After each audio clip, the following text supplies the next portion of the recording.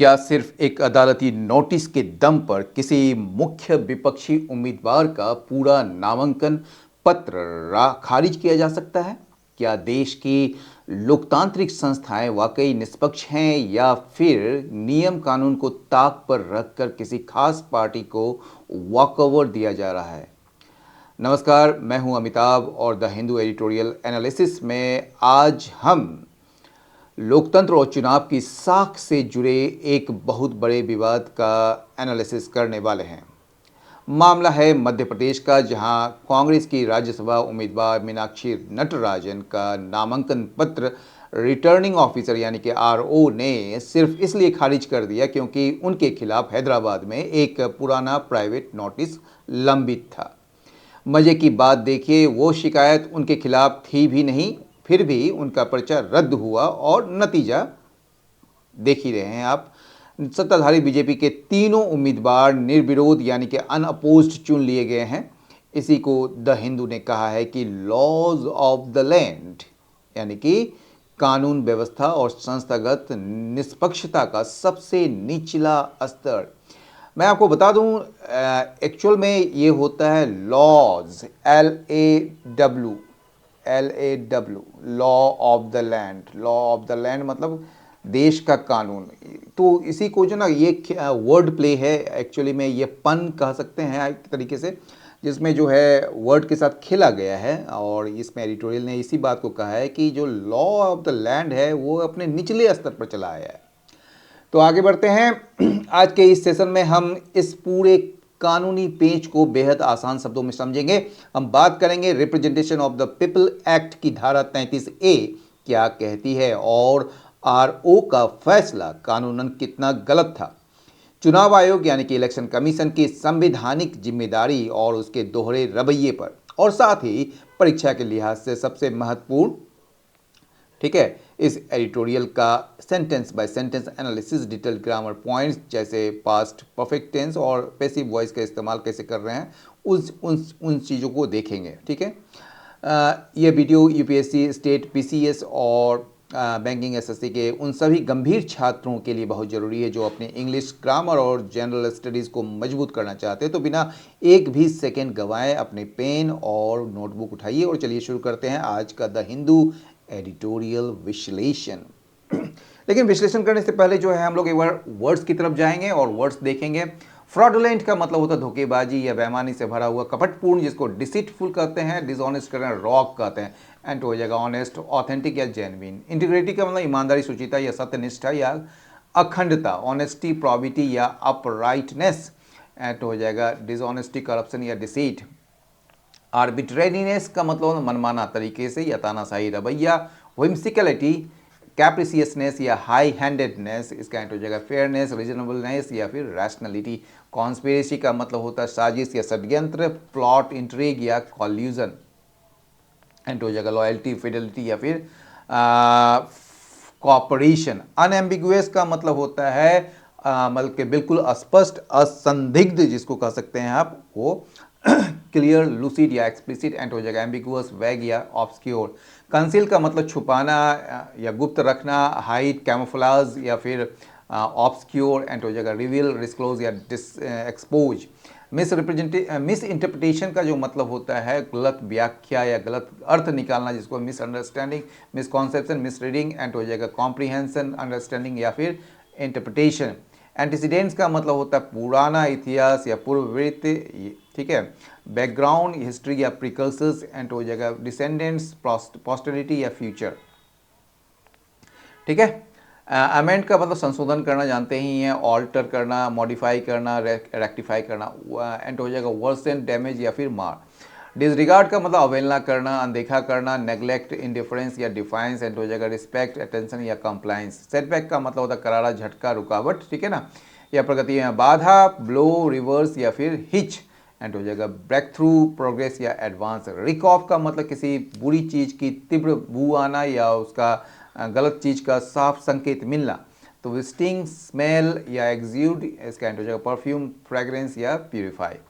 Law of the land जो है, यहाँ आप मतलब कि ये जो मूल मुहावरा है लॉ ऑफ द लैंड, और ये जो है देश का स्थापित कानून होता है, ये उसी पर जो है एक व्यंग्यात्मक शब्द खेल है, एक सार्केस्टिकली इसको खेला गया है, जिसका उपयोग गिरावट दिखाने के लिए किया गया है। और इसका जो मतलब होता है आप देख लीजिए, डिक्लाइन और लोएस्ट इथिकल और procedural standards observe in a legal और institutional system, the continuous manipulation of local election rules, ठीक है, marks the new laws of the land. ठीक है, तो ये चीज़ होता है, रिक्स ऑफ भी कर सकते हैं, marks the new laws of the land.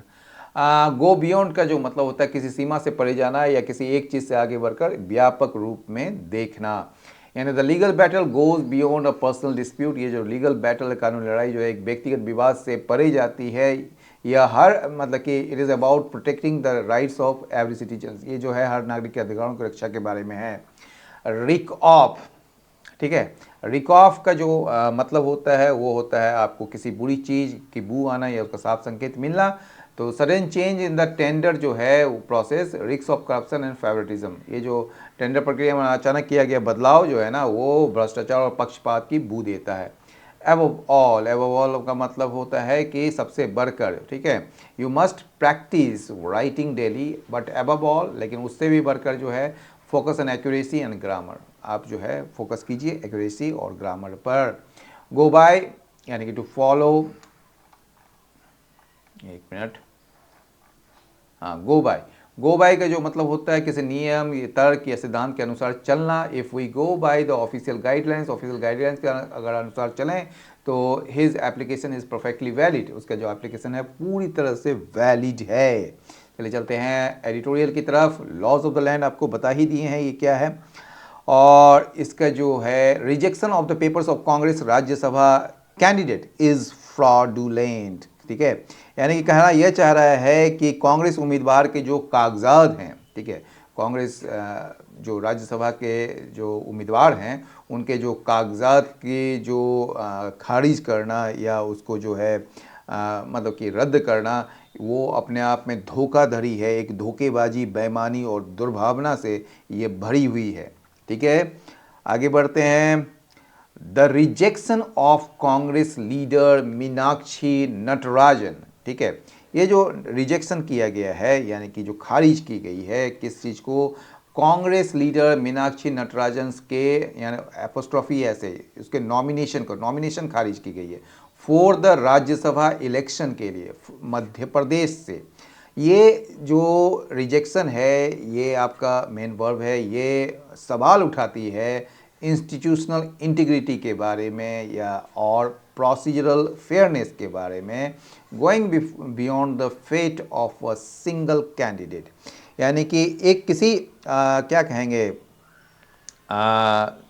मतलब कि एक नेता की ये हार या जीत का मामला नहीं है ये, ठीक है, ये घटना से यह शक या यह सवाल पैदा होता है कि ये क्या हमारी सरकारी संस्थाएं जैसे चुनाव आयोग और रिटर्निंग ऑफिसर ईमानदारी से काम कर रही है, क्या वह प्रक्रिया सबके लिए बराबर और निष्पक्ष है, यह पूरी लोकतांत्रिक व्यवस्था की साख पर एक सवाल या निशान है। ठीक है, तो ये कहने की बात हो रही है, ठीक है, ये जो खारिज किया जाना जो है ना एक अकेले उम्मीदवार के भाग्य से परे जाकर जो है यह क्या है, ये इंस्टीट्यूशनल इंटीग्रिटी जो संस्थागत जो सूचिता है, जो आप कह सकते हैं जो ईमानदारी है और प्रोसीजरल फेयरनेस है, यानी कि जो एक प्रक्रियात्मक जो एक निष्पक्षता है उसके ऊपर ये सवाल उठाता है ये जो रिजेक्शन है। ठीक है, आगे बढ़ते हैं। The supreme court has agreed, अब क्या हुआ है कि सुप्रीम कोर्ट जो है वो तैयार हो गया है कि वो इस मैटर को सुने फ्राइडे को। मीनवाइल इस बीच क्या हुआ है और एक अन्य घटना घटी है। ऑल 3 बीजेपी कैंडिडेट्स, सारे जो 3 जो बीजेपी कैंडिडेट्स हैं उनको घोषित कर दिया गया है इलेक्टेड, यानी कि उनको चुना हुआ घोषित कर दिया गया है अनअपोज्ड, बिना किसी विरोध के। ठीक है, रेजिंग फर्दर क्वेश्चन, और यह जो है आगे सवाल ये उठाता है on the neutrality and fairness of the process. ठीक है, यानी कि यह जो है आपका इस प्रक्रिया की जो तटस्थता है, न्यूट्रलिटी और जो फेयरनेस है, निष्पक्षता पर और सवाल उठा रही है। ठीक है, मिस नटराजन, ये जो सुश्री नटराजन जो हैं का जो नामांकन है, रिजेक्शन नॉमिनेशन जो है वो रद्द कर दिया गया था बाय द रिटर्निंग ऑफिसर के द्वारा। किसके बाद? फॉलोइंग ऑब्जेक्शंस, एक विरोध के बाद, मतलब कि एक आपत्ति के बाद। वो आपत्ति क्या था कि that she had fail to disclose, कि वो जो है विफल हो गई ये सामने लाने में a pending criminal case in Hyderabad in her election affidavit. ठीक है, हाफिडेविट। तो ये जो है चुनावी हलफनामे में, जो इलेक्शन एफिडेविट जो है उसमें जो मतलब कि अपने जो चुनावी हलफनामे में सुश्री जो नटराजन हैं वो हैदराबाद में एक लंबित आपराधिक मामले का खुलासा करने में विफल रही थी, और इसी को आधार मानकर जो है आरओ ने क्या किया, उनके नॉमिनेशन को रिजेक्ट कर दिया। ठीक है, ये जो है पेसिव में है, मिस नटराजन का नॉमिनेशन जो है वो रिजेक्ट कर दिया गया था रिटर्निंग ऑफिसर। किसके बाद? ये आपत्तियां उठाए जाने के बाद। ये आपत्ति किसके बारे में थी? That she had failed to disclose a pending criminal case in Hyderabad in her election affidavit. ठीक है, आगे बढ़े। As the all India Congress committee, ये जो थी क्या थी, किसके रूप में थी? ऑल इंडिया कांग्रेस कमिटी के इंचार्ज के रूप में थी तेलंगाना में। ठीक है ना, तो उसके रूप में जो है इनको नामित किया गया था। सी वॉज नेम्ड, या फिर पेसिव है, as one of the respondents के रूप में, मतलब कि जवाब देने के रूप में इन अ प्राइवेट कंप्लेंट, एक प्राइवेट कंप्लेंट दायर किया गया था किसके द्वारा? Filed by a former Telugu Desam party corporator के द्वारा before the court of the additional metropolitan magistrate. ठीक है, ये जो है एक एडिशनल मेट्रोपॉलिटन मैजिस्ट्रेट के अदालत में इसको एक मतलब कि एक प्राइवेट कंप्लेंट जो है वो तेलुगु देशम एक farmer Telugu Desam party corporator के द्वारा दायर किया गया था हैदराबाद में 2025 में। ठीक है, तो 2025 में जो है जब वो तेलंगाना की कांग्रेस प्रभारी थी, तब तेलुगु देशम पार्टी के एक पूर्व पार्षद जो थे, यानी कि कॉरपोरेटर जो थे, उनके द्वारा जो है हैदराबाद के एक कोर्ट में एक निजी शिकायत दर्ज कराई गई थी। चूंकि वो पार्टी प्रमुख थी, इसलिए उनका नाम भी इस शिकायत में जवाब देने वालों की सूची में डाल दिया गया था। समझ गए ना, जवाब देने वालों की सूची में। उन पर डायरेक्ट कोई ऐसा ये नहीं किया गया था। आगे पढ़िए ना, सारा कुछ क्लियर होगा। The complaint was not even against miss Natarajan, ये जो कंप्लेंट जो था ना वो not even against miss Natarajan, ये जो कंप्लेंट था वो मीनाक्षी नटराजन के खिलाफ थी ही नहीं। It was against another Congress leader, ये जो था ये दूसरे या अन्य कांग्रेस लीडर के खिलाफ था। किस लिए था? फॉर एलिजेड इनएप्रोप्रिएट बिहेवियर, मतलब तथाकथित मतलब इनअप्रोप्रिएट मतलब हो गया, आप कह सकते हैं बदतमीज कह सकते हैं, इनअप्रोप्रिएट बदतमीजी कह सकते हैं, या मतलब अनुचित व्यवहार कह सकते हैं। एंड क्रिमिनल इंटिमिडेशन, और क्या है, उनके खिलाफ जो है आपराधिक धमकी देने के लिए उन पर जो है ये शिकायत दर्ज की गई थी। एंड सी वॉज मेंशन्ड, और उनका नाम मेंशन किया गया था पिटीशन में, यानी कि याचिका में, for allegedly not taking appropriate action against the leader, यानी कि उस लीडर के खिलाफ या उस नेता के खिलाफ उचित कार्रवाई नहीं करने के लिए याचिका में उनका उल्लेख किया गया था। सी वॉज मेंशन, उल्लेख किया गया था। There is no criminal FIR, कहा जा रहा है कि कोई भी जो है ना मीनाक्षी नटराजन के खिलाफ कोई FIR दर्ज नहीं है। There is no criminal FIR by the Telangana police के द्वारा अगेंस्ट मिस नटराजन। ठीक है, unlike a conventional police case, अब कहा जा रहा है कि एक कन्वेंशनल पुलिस केस के विपरीत, जो परंपरागत जो एक पुलिस केस होता है उसके विपरीत, अब होता क्या है कि आमतौर पर क्या होता है कि कोई मामला पहले पुलिस के पास जाता है FIR के रूप में। ठीक है, लेकिन यहाँ क्या हुआ है, यहाँ जो है प्राइवेट कंप्लेंट दायर किया गया है जो कि originates directly before a court.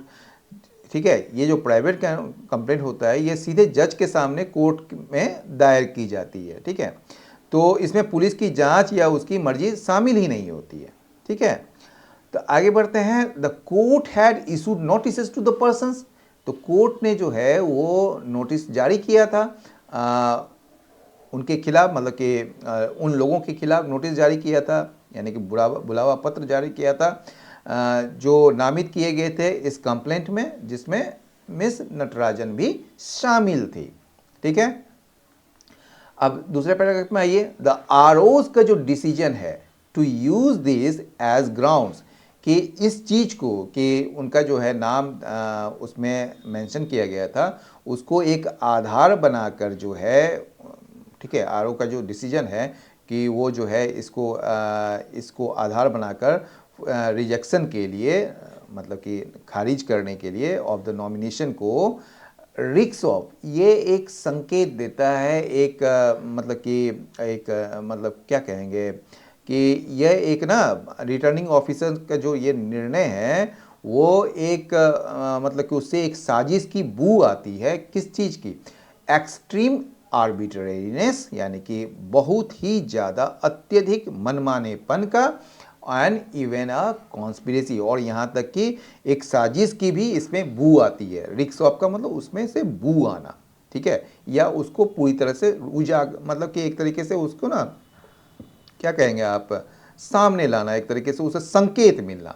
The law, अब कहा जा रहा है कि ये जो लॉ है ना regarding the disclosures of cases is unambiguous. Editorial कहता है कि ये जो कानून है ये डिस्क्लोजर ऑफ केसेस के बारे में, यानी कि आप कौन सा केस डिस्क्लोज करेंगे या कौन सा केस डिस्क्लोज नहीं करेंगे, उसके बारे में जो मतलब कि जो कानून है वो अनएम्बिगुअस है, यानी कि वो बिल्कुल अस्पष्ट है, कोई भी उसमें संदिग्धता है ही नहीं, मतलब असंदिग्ध है। ठीक है, अब वो क्या कह रहा है, सेक्शन 33 अब बता रहा है उस लॉ के बारे में कि ये जो धारा 33A जो है of the representation of the people act, यानी कि जन प्रतिनिधित्व कानून की धारा 33A जो है वो कहती है, क्या कहती है, रिक्वायर्स, मतलब उसमें जो रिक्वायरमेंट होता है, मतलब उसमें ज़रूरी जो होता है वो डिस्क्लोजर होता है ओनली ऑफ दोज केसेस, केवल उन्हीं केसेस के, केवल उन्हीं मामलों के जो जिसमें जो है पनिशमेंट हो, सजा हो 2 साल का या उससे ज़्यादा का, एंड अबव ऑल, उससे भी बढ़कर ओनली ऑफ दोज केसेस, केवल उन्हीं केसेस का जो जिसमें जो है चार्जेस जो है वो फ्रेम किए गए हैं, यानी कि आरोप तय कर दिए गए हों, तो ऐसे मामलों का ही उसमें रिक्वायरमेंट होता है कि आप इसको डिस्क्लोज करें। ठीक है, framing of charges is a judicial step. अब कह रहा है कि आरोप तय करना जो है वो एक न्यायिक मतलब कि एक अदालती प्रक्रिया है, एक स्टेप है। ठीक है, और यह तब होता है जब पुलिस या जांच एजेंसी पूरी पड़ताल के बाद कोर्ट में चार्जशीट, यानी कि आरोप पत्र जमा कर देती है और जज को लगता है कि केस में दम है। तो मीनाक्षी के केस में तो अभी चार्जशीट या पुलिस जांच का सवाल ही नहीं था, है कि नहीं। तो आरओ का जो विच follows the filing of A chargesheet, ठीक है, जो आता है कब, जब आप चार्जशीट दायर कर देते हैं तब। लेकिन यहाँ पर तो ऐसा कोई चार्जशीट का तो सवाल ही नहीं था, क्योंकि ये तो सीधे जो है प्राइवेट कंप्लेंट था, वो भी सीधे जज के पास था।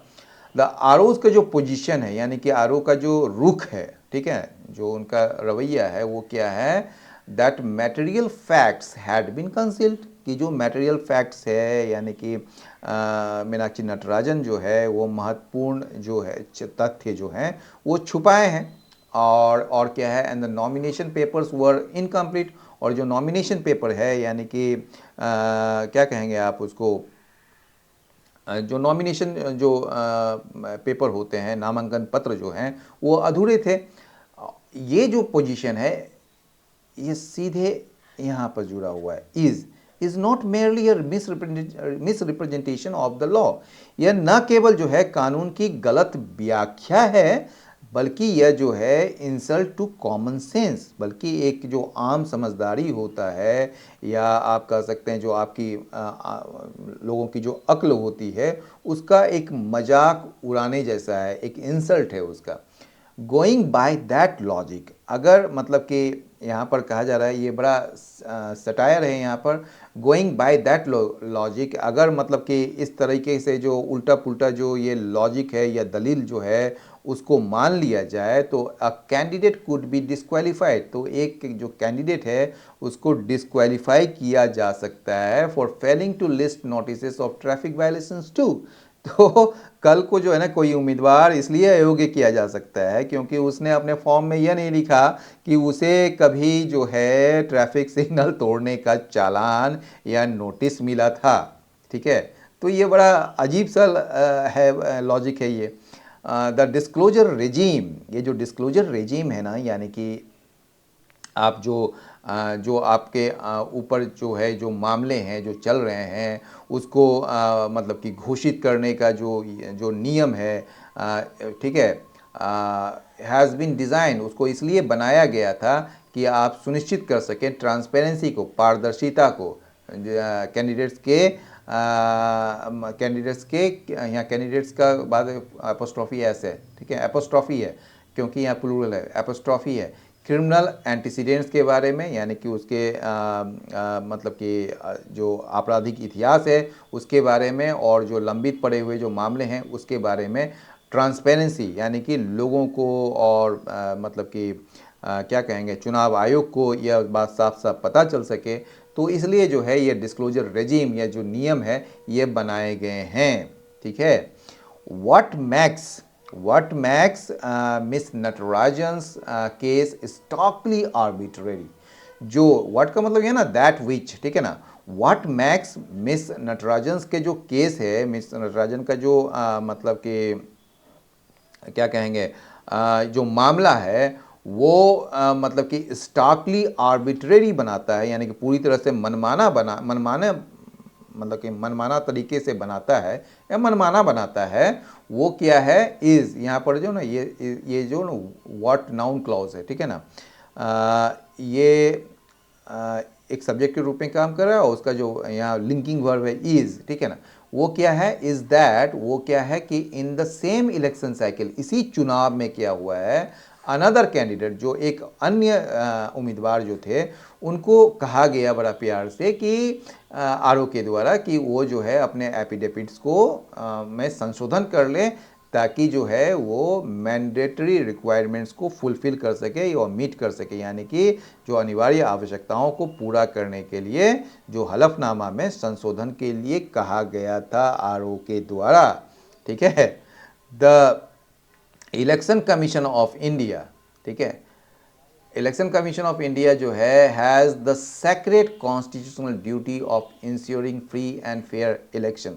कहा जा रहा है कि जो भारत के जो चुनाव आयोग हैं उनको जो है हमारे संविधान ने जो है एक बहुत ही पवित्र और बड़ी जिम्मेदारी दी है। ठीक है, हैज़ द सेक्रेट मतलब पवित्र, कॉन्स्टिट्यूशनल ड्यूटी दिया गया है कि वो जो है फ्री एंड फेयर, यानी कि स्वतंत्र और निष्पक्ष चुनाव कराने के लिए या सुनिश्चित करने के लिए उनको एक कर्तव्य दिया गया है। ठीक है, it is Fehling in that duty. अब कह रहा है एडिटोरियल कि इस मामले में जो है, ठीक है, ये जो है मतलब कि इट मतलब इलेक्शन कमीशन जो है वो विफल रही है अपने कर्तव्य निभाने में, और इसके वजह से जो है डेमोक्रेसी को क्षति पहुंचा रही है इस प्रक्रिया में, यानी कि ये जो है उस कर्तव्य में विफल हो रहा है जिससे इस प्रक्रिया में लोकतंत्र को नुकसान पहुंच रहा है।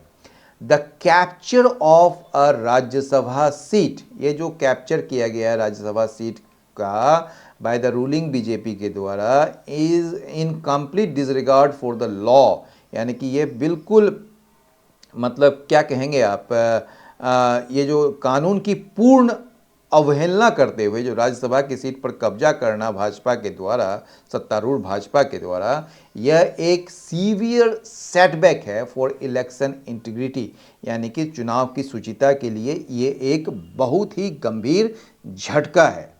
तो आज के इस एडिटोरियल से हमने साफ तौर पर समझा कि जब हम सिविल सर्विसेज या किसी भी कॉम्पिटिटिव एग्जाम्स की तैयारी करते हैं तो केवल खबरें पढ़ना काफ़ी नहीं होता, उसके पीछे छुपा कानून, जैसे आज हमने सेक्शन 33A को समझा, और भाषा की गहराई, दोनों को समझना जरूरी है। उम्मीद है आज का यह सेंटेंस बाय सेंटेंस एनालिसिस और ग्रामर की बारीकियां आपके कॉन्सेप्ट को एकदम क्रिस्टल क्लियर कर चुकी होंगी। अब वक्त है आज के होमवर्क का। आज हमने एक बहुत ही बेहतरीन शब्द पढ़ा, आर्बिट्रेरीनेस, यानी कि मनमानापन। आप सब नीचे कमेंट सेक्शंस में इस शब्द का इस्तेमाल करके एक एक इंग्लिश सेंटेंस जरूर बनाएंगे। मैं खुद आपके कमेंट्स चेक करूंगा, और साथ ही मुझे कमेंट में यह भी बताइए कि आपके विचार से क्या चुनाव आयोग और रिटर्निंग ऑफिसर का यह फैसला लोकतंत्र के सिद्धांतों के अनुकूल था या नहीं। अपनी राय जरूर साझा करें। अगर आज की इस क्लास से आपको कुछ नया सीखने को मिला, कानून और ग्रामर का ये जो ट्रांसफॉर्मेशन तरीका पसंद आया हो, तो वीडियो को लाइक जरूर कीजिएगा और अपने साथी एस्पिरेंट्स के साथ इसे शेयर करना मत भूलिए। और अगर चैनल पर नए हैं तो इंग्लिश विद अमिताभ को अभी सब्सक्राइब कर लीजिए और बेल आइकन दबा दीजिए, ताकि रोज़ सुबह द हिंदू का यह विश्लेषण आपसे मिस ना हो। कल सुबह ठीक इसी समय एक नए एडिटोरियल, नए वोकेबुलरी और बेहतरीन ग्रामर कॉन्सेप्ट के साथ आपसे फिर मुलाकात होगी। तब तक के लिए पढ़ते रहिए, सीखते रहिए और अपनी तैयारी को मजबूत बनाते रहिए। Thank you so much. जय हिंद।